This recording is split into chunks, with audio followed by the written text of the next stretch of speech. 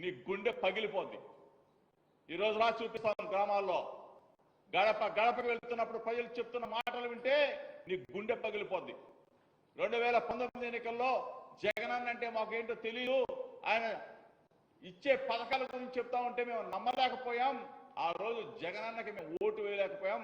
ఈ రోజు పార్టీ లేదు, కులం లేదు, మతం లేదు, మాకు అమ్మఒడి ఇస్తున్నాడు, చేయూత ఇస్తున్నాడు, ఆసరా ఇస్తున్నాడు, రైతు భరోసా ఇస్తున్నాడు, ఇలా స్థలం ఇచ్చాడు, ఇల్లు కట్టిస్తా ఉన్నాడు.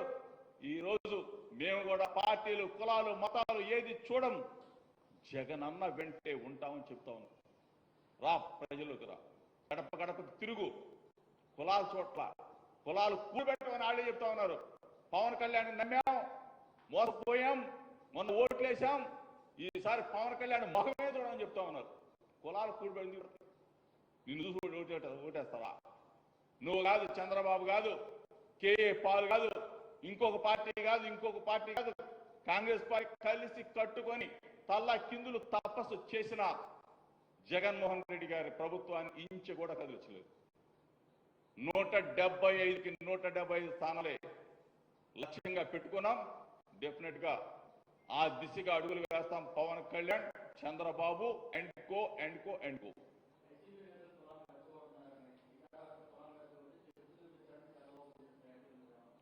చంద్రబాబు నాయుడు ఆల్రెడీ చెప్పుతూ కొట్టారు జనం.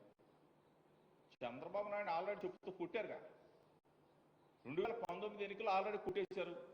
2024 ఎన్నికల్లో ఒక చెప్పుతో కాదు, 2 చెప్పులతో చంద్రబాబు కొడతారు. కులాలు రెచ్చగొడేది ఎవడో? చంద్రబాబు నాయుడు తప్ప ఇంకెవడు ఉన్నాడు ఈ రాష్ట్రం?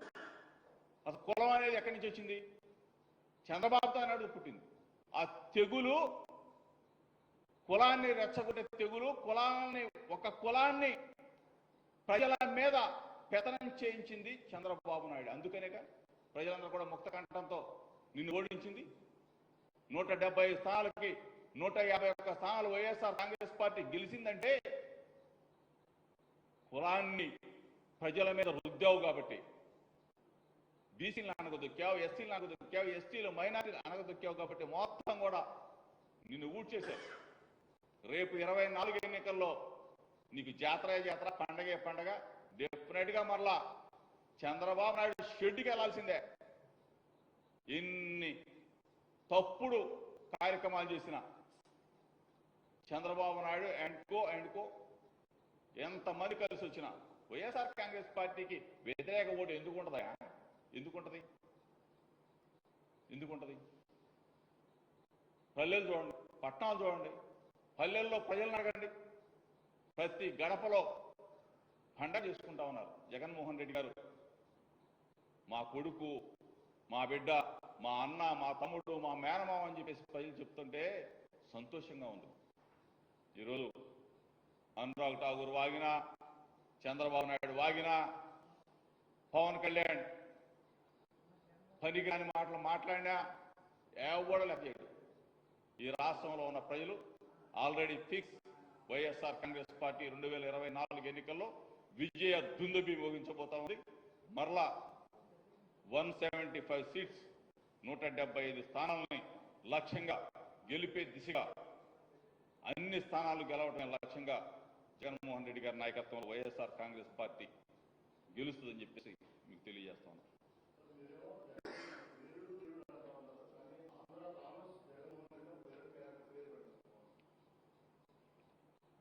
పవన్ కళ్యాణ్ సినిమాల్లో స్క్రిప్ట్ రాసిస్తారు కదా, ఏదో మాట్లాడుతుంటాడు. ఏం కామన్.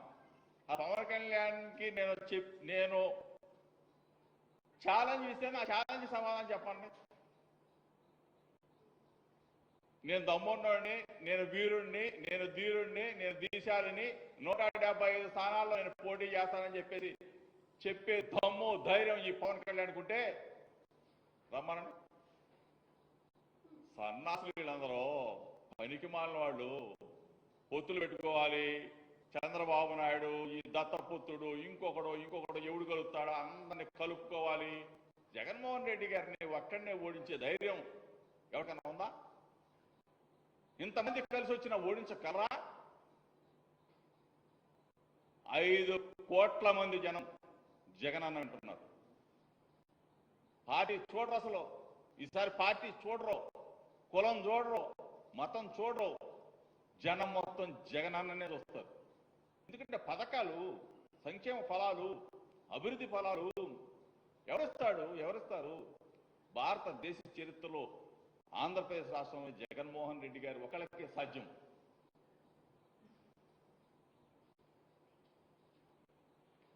అందరికీ నమస్కారం.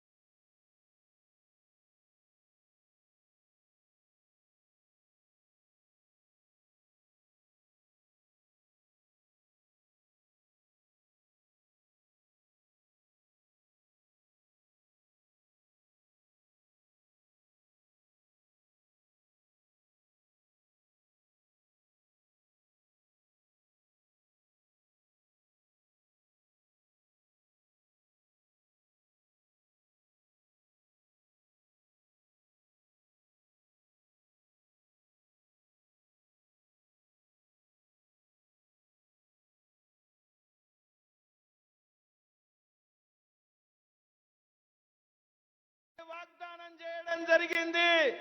ఇల్లు ఇవ్వడం కాదు కదా, మోదీ గారు ఇస్తున్నటువంటి టాయిలెట్ కూడా నువ్వు అడ్డం వస్తున్నావు. నేను అడుగుతున్న నల్గొండ ప్రజల్ని, ఈ తెలంగాణ ప్రజల్ని, డబుల్ బెడ్రూమ్ బీద బడుగు వర్గాల వరకు అందిందా? मित्रों, इन्होंने कहा था अगर टीआरएस की सरकार होगी तो हम एक दलित को, एक अनुसूचित जाति के व्यक्ति को मुख्यमंत्री बनाएंगे। अरे दलित भाइयों, अब तक तो नहीं बनाया, फिर से अगर इनको चुनोगे तो केसीआर की जगह केटीआर आएगा, दलित नहीं बनेगा। मेरी बात याद रखना। మిత్రులారా, కేసీఆర్ తెలంగాణ ప్రజలకు ఇంకొక వాగ్దానం చేశారు. ఒకవేళ తెలంగాణలో ప్రభుత్వం వస్తే, టీఆర్ఎస్ ప్రభుత్వం వస్తే దళిత ముఖ్యమంత్రిని చేస్తారని వాగ్దానం చేశారు. ఇన్ని సంవత్సరాలు గడిచిపోయింది. మరో ఇంకోసారి గనుక ఎన్నికలు గెలిస్తే కూడా దళిత ముఖ్యమంత్రి కాదు, కేసీఆర్ స్థానంలో కేటీఆర్ వస్తాడు తప్పిస్తే దళితుని ముఖ్యమంత్రి చేసేటువంటి ప్రసక్తి లేదు మిత్రులారా. मित्रों, उन्होंने कहा था, ये हमारे राजेंद्र जी उपचुनाव लड़ रहे थे, उनको हराने के लिए कहा हर दलित के घर में 10 लाख रुपया भेजेंगे। मैं दलित भाइयों को पूछना चाहता हूं, आपके घर में 10 लाख रुपया आया है क्या? మిత్రులారా, హుజురాబాద్ ఎన్నికల సందర్భంగా ఈటల రాజేందర్ గారిని ఓడించే లక్ష్యంతో దళిత బంధు పేరు మీద ప్రతి దళితునికి 10 లక్షల రూపాయలు ఇస్తానని చెప్పాడు. ఇప్పటికి కూడా దళితులకు 10 లక్షల రూపాయలు అందాయా? మిమ్మల్ని అడుగుతున్నాను మిత్రులారా. ये हर दलित को 3 एकड़ भूमि देने वाले थे, दिया है क्या? మిత్రులారా, ప్రతి దళిత కుటుంబానికి 3 ఎకరాల భూమి ఇస్తానని వాగ్దానం చేశారు. ఎవరికైనా 3 ఎకరాల భూమి అందిందా? हमारे ट्राइबल भाइयों को 1 एकड़ भूमि देने वाले थे, दी है क्या?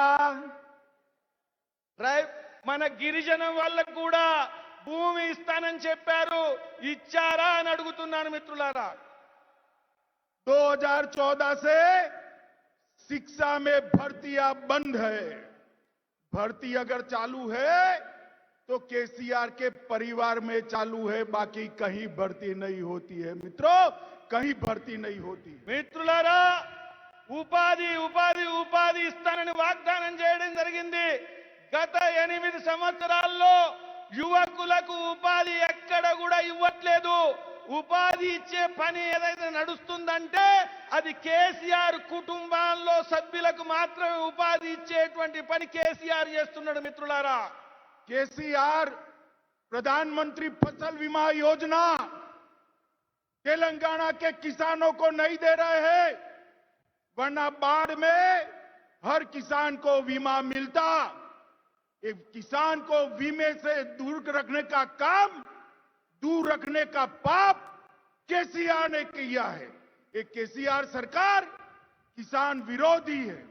हमने कहा एक जाड़ा चावल जो राज्य की पैदाश है वो केसीआर खरीदे, मिनिमम सपोर्ट प्राइस पर खरीदे, मगर वो लेने के लिए तैयार नहीं है। मैं आज इस मंच से मेरे किसान भाइयों को कहकर जाता हूं, भारतीय जनता पार्टी की कमल निशान की सरकार बना दो। मोदी जी के नेतृत्व में तेलंगाना भाजपा सरकार हर किसान का हर किलो जाड़ा चावल खरीदने का वादा करती है। మిత్రులారా, తెలంగాణ రైతుల విషయంలో కేసీఆర్ ప్రభుత్వము మోసం చేస్తున్నది. నరేంద్ర మోదీ గారు ప్రవేశపెట్టినటువంటి రైతు బీమా పథకాన్ని అమలు చేయని కారణంగా ఈ రోజు రైతులు తెలంగాణలో నష్టపోతున్నారు.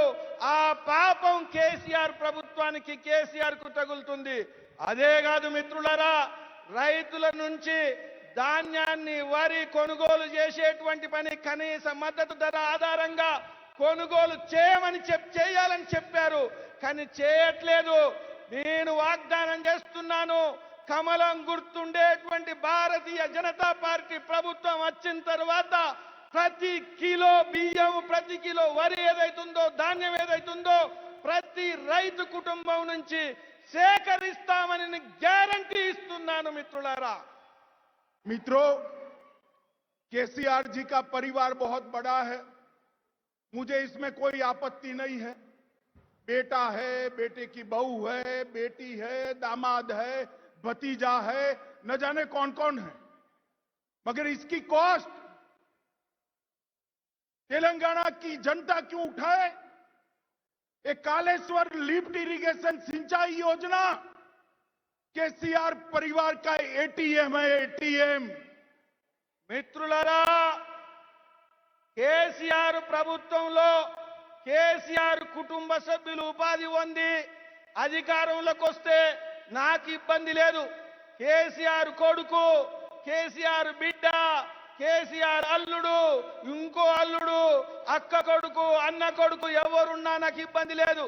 కానీ వీళ్ళ అధికారానికి వస్తే తెలంగాణ ప్రజలు ఎందుకు నష్టపోవాలా అని ప్రశ్నిస్తున్నాను.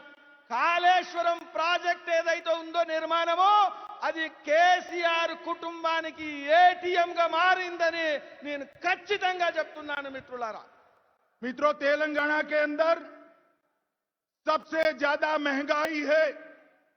पेट्रोल के दाम मोदी जी ने 2 बार घटाए, मगर तेलंगाना सरकार वेट घटाने के लिए तैयार नहीं है और देश में सबसे महंगा पेट्रोल तेलंगाना के अंदर बिक रहा है। మిత్రులారా, అధిక ధరలు ఈ దేశంలో ఎక్కడ ఎక్కువ ఉన్నాయంటే అది తెలంగాణలోనే ఉన్నాయి. మోదీ గారి ప్రభుత్వము 2 సార్లు పెట్రోల్ ధర తగ్గిస్తే, ధర తగ్గించినటువంటి ప్రభుత్వం ఏదైనా ఉంటే తెలంగాణలో అది కేసీఆర్ ప్రభుత్వము. దాని కారణంగా దేశవ్యాప్తంగా అధిక ధరలు పెట్రోల్ విషయంలో ఉన్న రాష్ట్రం ఏదంటే అది తెలంగాణ అని చెప్తున్నాను. मित्रों, मोदी जी ने 2 लाख करोड़ से ज्यादा सहायता करने के बाद भी आज तेलंगाना ऋण में डूबा है। मैं आपको वादा कर जाता हूं, राजगोपाल रेड्डी को प्रचंड बहुमत से जिताइए, तेलंगाना में भाजपा सरकार बनाइए।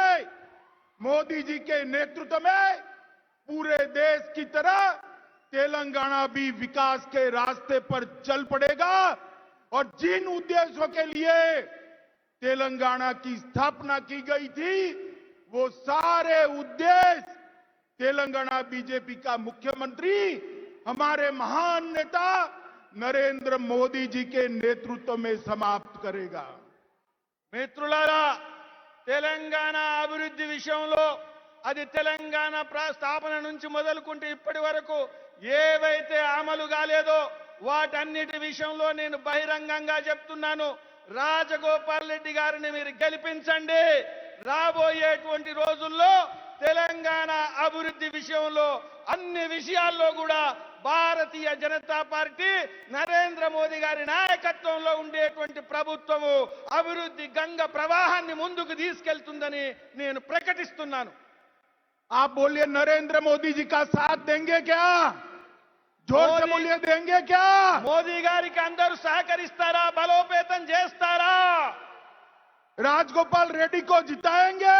రాజగోపాల్ రెడ్డి గారిని మీరు గెలిపిస్తారా? तेलंगाना में भाजपा सरकार बनाएंगे? తెలంగాణలో భారతీయ జనతా పార్టీ ప్రభుత్వాన్ని ఏర్పరిచి బలోపేతం చేస్తారా?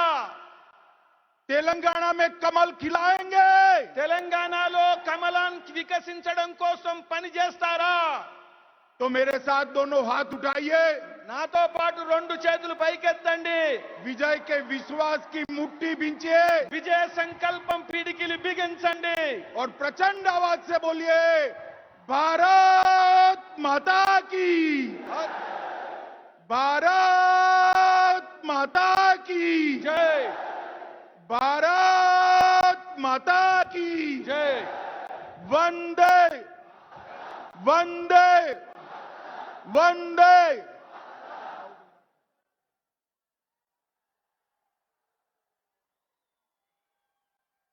అవి ఇప్పుడు జాయినింగ్ కార్యక్రమం ఉంటుంది. దీంట్లో ఈరోజు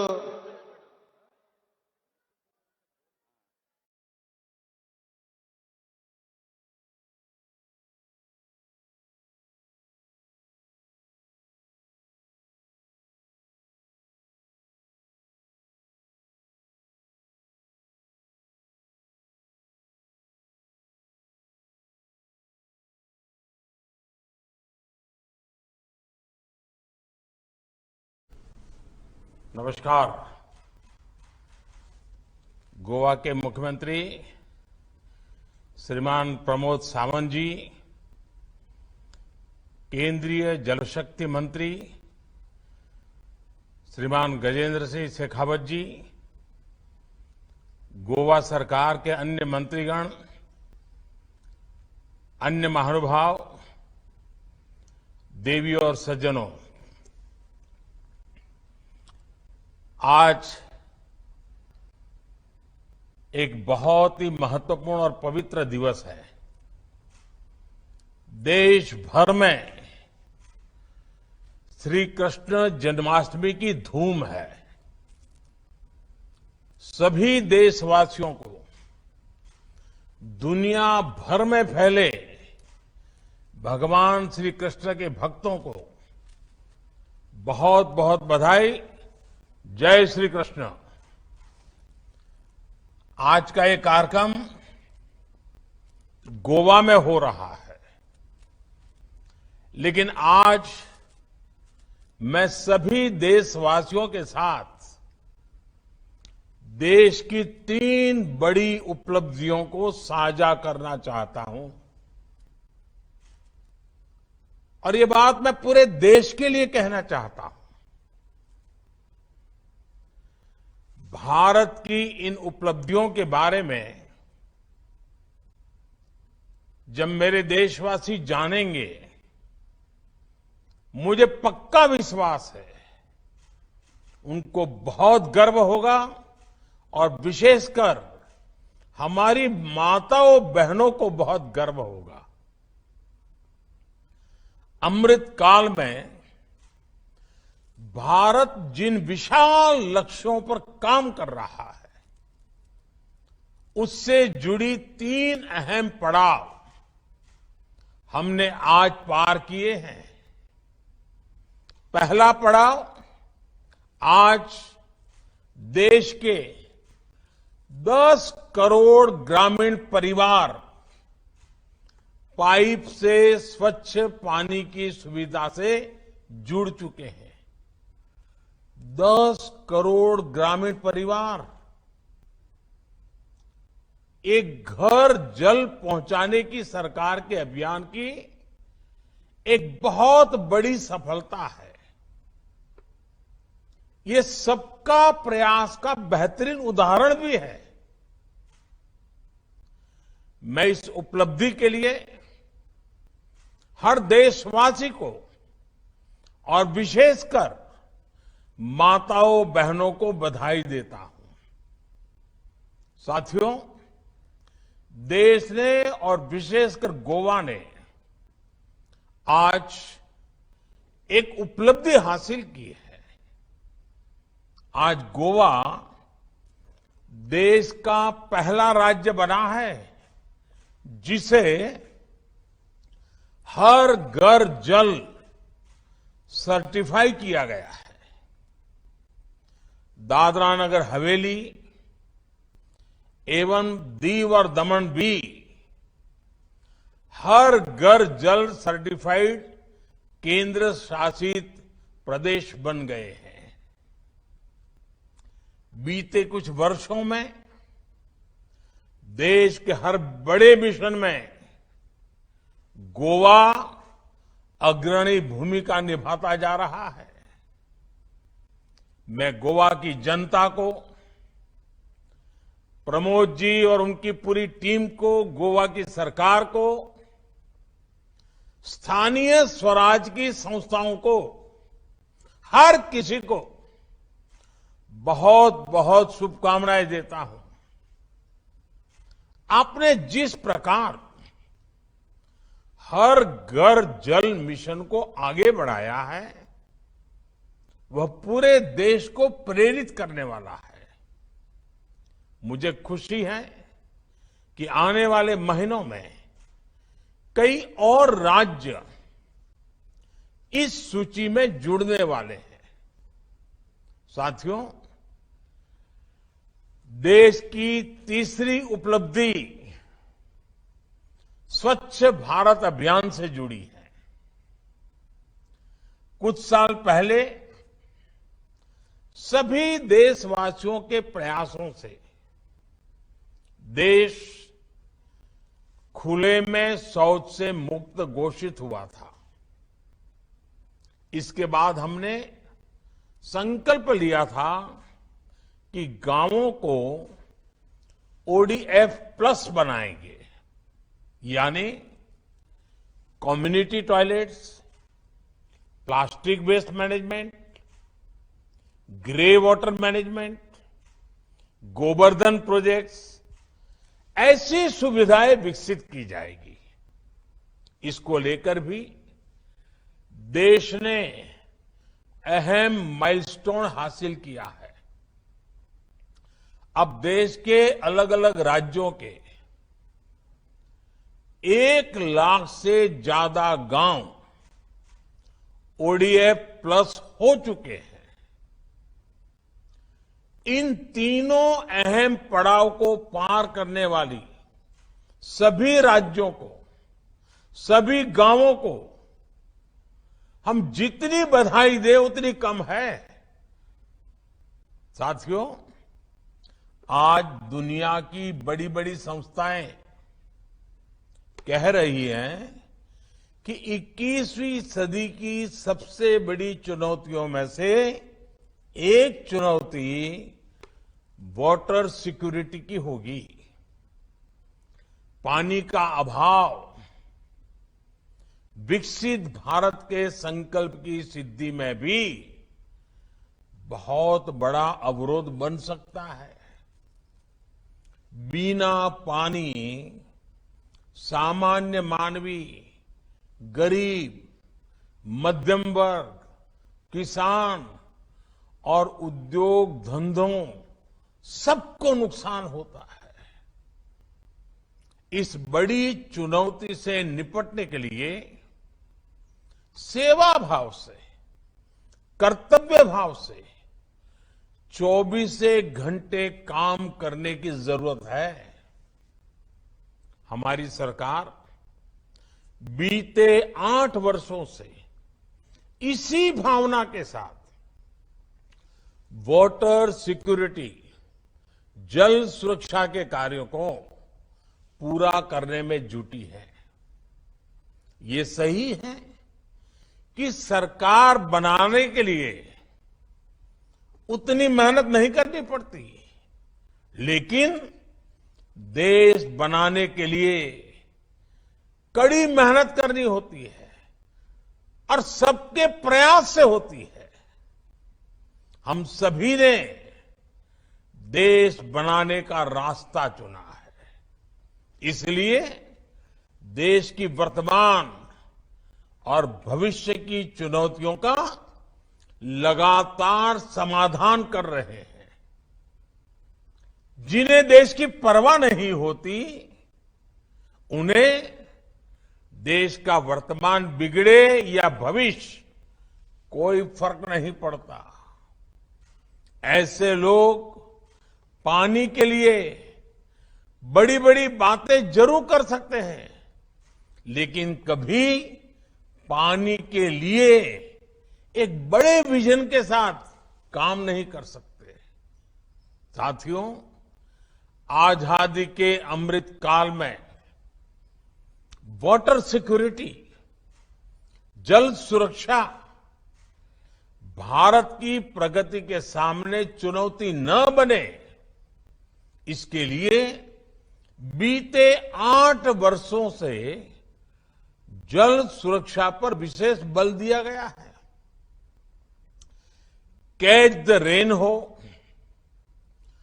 अटल भूजल योजना हो, देश के हर जिले में 75 अमृत सरोवरों का निर्माण हो, नदियों को जोड़ना हो या फिर जल जीवन मिशन, इन सबका लक्ष्य है देश के जन जन को जल सुरक्षा।